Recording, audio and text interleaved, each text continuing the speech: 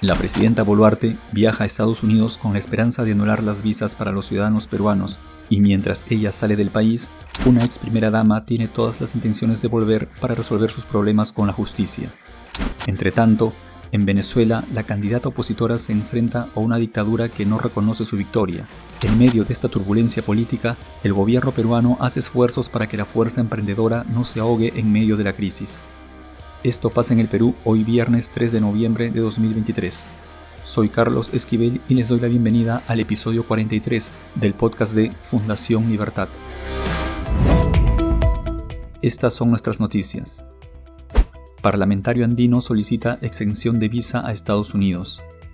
El parlamentario andino Gustavo Pacheco consideró que el viaje de la presidenta Dina Boluarte a los Estados Unidos podrá servir para solicitar formalmente que los peruanos puedan ingresar al país norteamericano sin la necesidad de portar visa.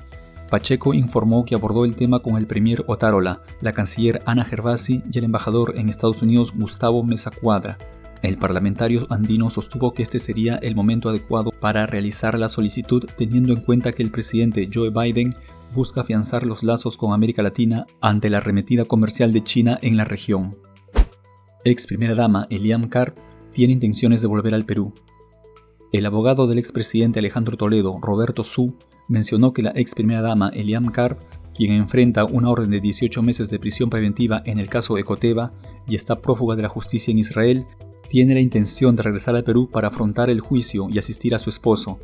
Aunque para que esto se concrete, la ex primera dama está a la espera de que se anule el pedido de prisión preventiva que hay en su contra, porque su deseo es afrontar el juicio en libertad. El abuso de las prisiones preventivas en los últimos años, algunas de las cuales caducaron sin que los fiscales pudieran acumular pruebas concretas de los delitos, ha motivado que los implicados en casos de corrupción apelen al abuso de este recurso para salir bien librados de la situación. Pero también es cierto que son varios los expertos en leyes que han cuestionado la facilidad con que las prisiones preventivas han sido impuestas. Para evitar estas confrontaciones legales, que a veces se convierten en tiempo perdido para la justicia, es momento de que las reglas sean claras y comprensibles, no solo para los implicados en un juicio, sino también para la opinión pública. María Corina Machado rechaza la inhabilitación chavista. Las elecciones primarias celebradas en Venezuela el pasado 22 de octubre han marcado un hito en la historia moderna del país.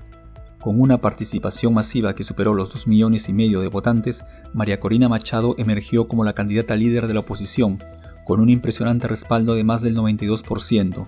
Sin embargo, y como algunos esperaban, el régimen de Nicolás Maduro anunció la anulación de las elecciones. Ante este hecho, la candidata opositora señaló que el régimen puede decir lo que quiera, pero no puede negar un resultado del que ha sido testigo todo el mundo y que por lo tanto es irreversible.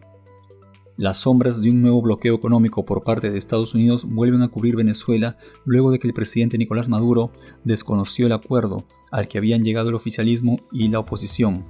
Pero lo más importante es que este nuevo atropello a la libertad y la democracia está ocurriendo ante los ojos del mundo, porque las elecciones primarias fueron observadas muy de cerca por instituciones garantes de los derechos humanos a nivel mundial. De persistir en su intención de perpetuarse en el poder, el chavismo estará perdiendo también el apoyo de los pocos ingenuos que creían aún en sus intenciones de cambio. Programa Impulso Mi Perú dio créditos a más de 61.000 empresas. El ministro de Economía, Alex Contreras, informó que al 20 de octubre, el programa Impulso Mi Perú otorgó créditos a 61.309 MIPES de diferentes sectores económicos, las cuales accedieron a financiamiento por un monto total de 1.407 millones de soles. Esto con el fin de que las empresas beneficiadas puedan continuar con su proceso de recuperación económica. Sin duda, esta medida resulta beneficiosa para que, de alguna manera, la economía no se estanque definitivamente, pero no es suficiente para sostener un crecimiento constante de la productividad. A este esfuerzo del gobierno habría que agregarle también una estabilidad social que se ve en constante amenaza por las crisis políticas, institucionales y la inseguridad ciudadana, que boicotean cualquier buena intención que provenga del sector público o privado. Las intenciones autoritarias de Nicolás Maduro ya no guardan recato alguno y se muestran ante la opinión mundial como la tiranía que siempre fue desde que el régimen chavista tomó el poder en 1999. Y aunque quienes defienden a un régimen violador de derechos humanos culpan de la crisis social que vive el país al bloqueo económico impuesto por los Estados Unidos, en realidad es el propio dictador venezolano, a quien poco le importan los efectos que esta medida pueda acarrear a su pueblo. porque con la actitud de anular las elecciones que no le fueron favorables, echa por tierra también la flexibilidad que tuvo el país norteamericano con el bloqueo bajo la condición de que se respetara el proceso democrático.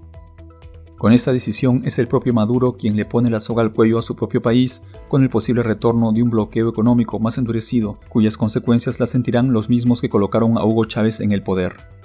¿Y tú qué opinas? ¿Apoyas los viajes de la presidenta Boluarte al exterior? ¿Tu pequeño negocio está funcionando como esperabas?